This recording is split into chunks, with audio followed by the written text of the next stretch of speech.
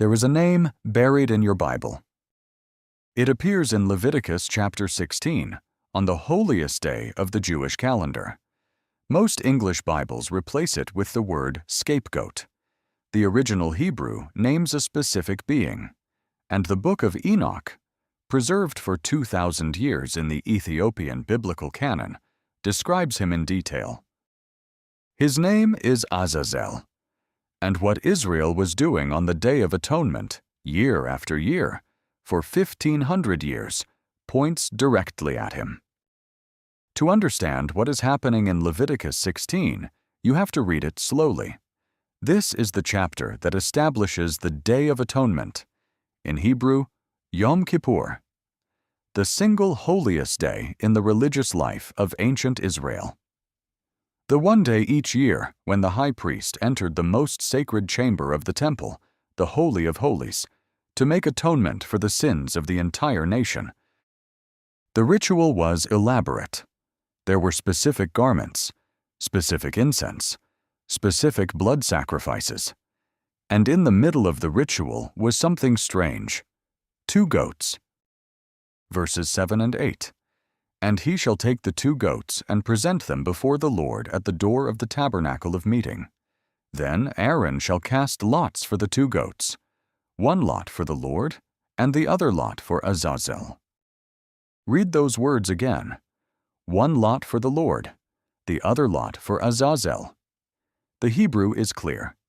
2 destinations, 2 recipients. The first goat is slaughtered, its blood carried into the Holy of Holies and sprinkled on the mercy seat as atonement for the sins of Israel. That goat is for the Lord. The second goat is not slaughtered. It is sent away, alive, carrying the sins of the nation on its head, into the wilderness, to Azazel. Now go look at your English translation. Almost every modern Bible has done the same thing. They translated the Hebrew word Azazel as scapegoat. Some place a footnote at the bottom of the page that reads, Hebrew for Azazel. Most do not. The word scapegoat is not a translation. It is a substitution. It was coined in 1530 by William Tyndale, who took the Hebrew name and constructed an English compound, the goat that escapes, to avoid the question the name itself raises. Who is Azazel? Why does a goat go to him? For most of Christian history in the West, the question has been deflected. Some commentators argued that Azazel is simply the name of a place in the wilderness. Others argued it is a poetic name for the goat itself. A few argued, more honestly, that it is the name of a being, but offered no further explanation. The Jewish tradition has been less shy. The Talmud and rabbinic commentaries openly identify Azazel as a name belonging to a fallen angel, a being associated with the desert, with corruption, with the source of the sins being sent away.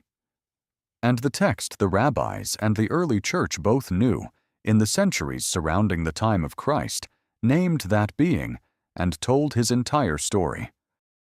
That text is the Book of the Watchers, the first 36 chapters of 1 Enoch, and in chapters 8, 9, and 10, Azazel has a complete biography.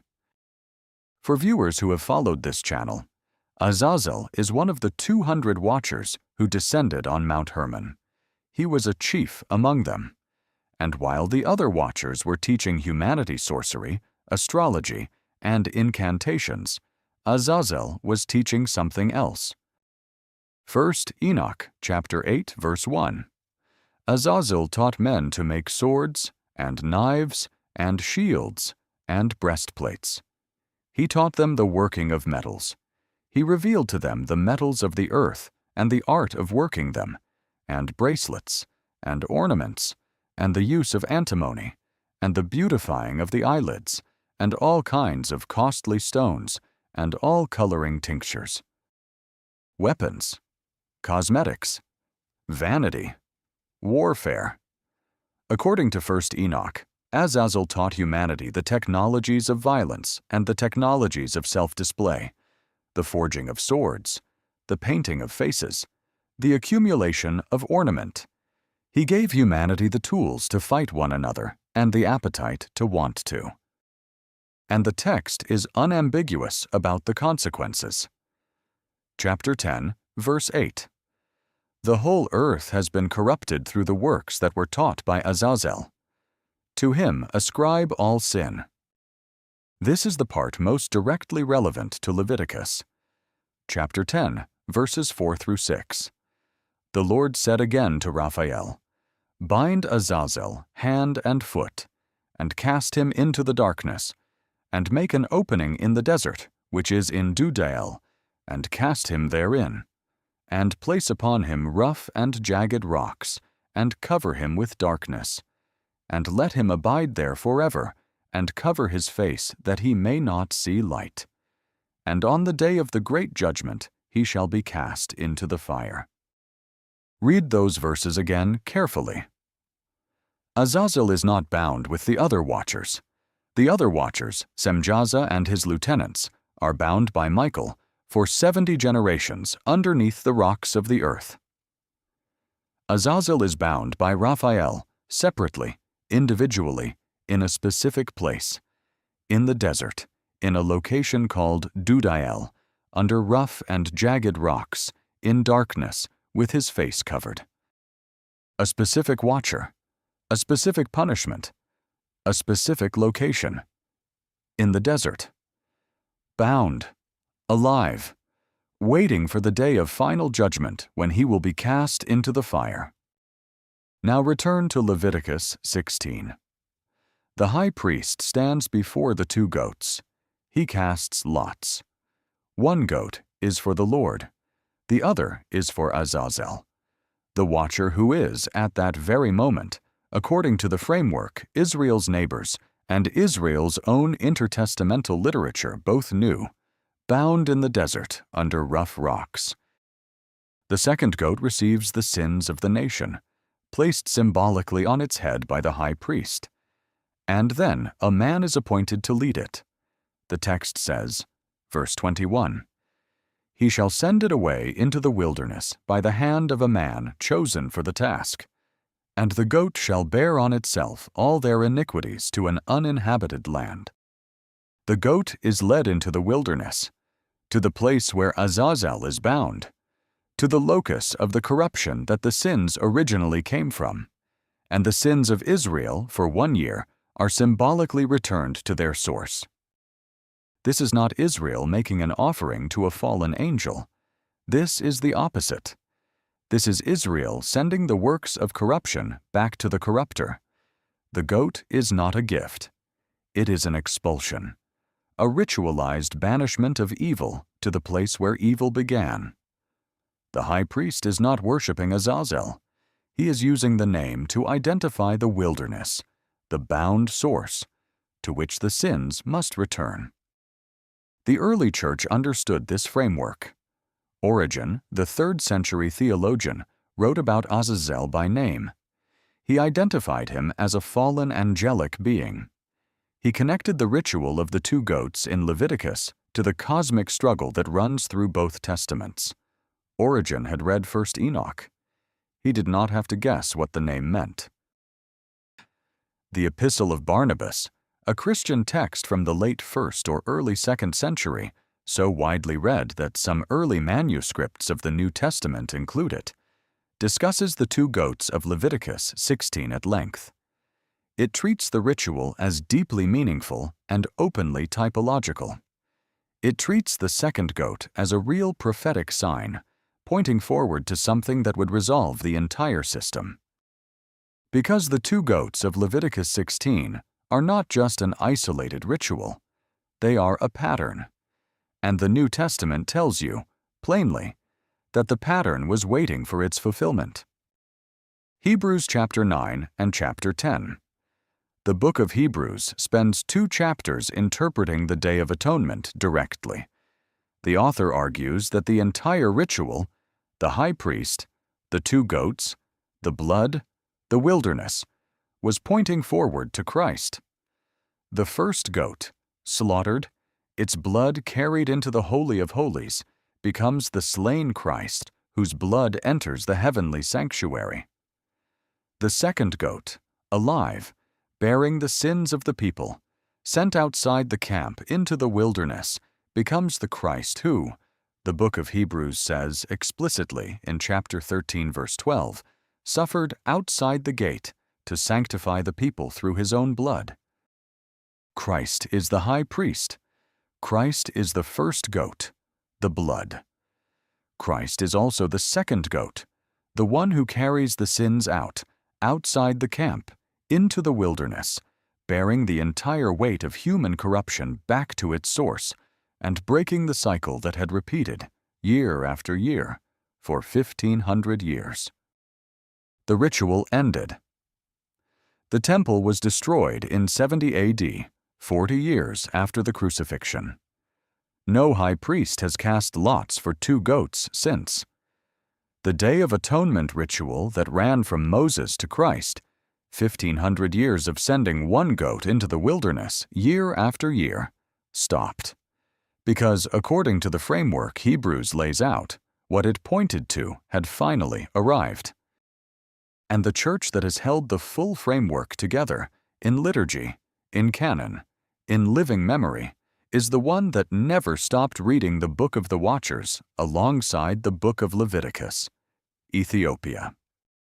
In the Ethiopian Orthodox Tewahedo Church, 1st Enoch is in the canon. When the priest at Axum opens the Bible, the chapters about Azazel are there. The chapters about the corruption of humanity through forbidden technology are there. The chapter about Raphael binding the chief watcher in the desert is there. The framework that allows Leviticus 16 to make sense has never been lost. They have always known who Azazel was. They have always known why the second goat was sent away. They have always read the Day of Atonement and the cross of Christ inside the same cosmic story that started on Mount Hermon and ended at Calvary. While the Western Church gradually let 1st Enoch slip away, while it stopped being copied, while it disappeared from canon lists, while the name Azazel in Leviticus 16 was quietly translated out of existence by William Tyndale's word scapegoat, the Ethiopian Church kept the full picture intact. This is the channel's whole thesis. The instructions are in your Bible. The names are in your Bible. The framework is in another Bible. The same Bible. 81 books instead of 66. The framework was never destroyed. It was kept in one place on earth for 1,700 years, while the rest of the world forgot. And once you have read it, Leviticus 16 will not look the same. The 2 goats are not a strange and arbitrary ritual. They are the pattern of redemption itself. The blood that enters the Holy of Holies, the sin that is carried into the wilderness, the corruption returned to its source, the cycle that ran for 15 centuries until the one who fulfilled it walked out of a tomb. The name has been there the whole time. Verse 8, verse 10, verse 26. 3 times in one chapter, your Bible says the name Azazel, but only if you are reading the original. Most English translations say scapegoat. The name is preserved. It is just hidden behind a word that William Tyndale invented in 1530 to avoid the question. Open it again. Read it slowly. Find the footnote that says, Hebrew for Azazel. Most modern translations include it. Sit with what your Bible has been telling you all along.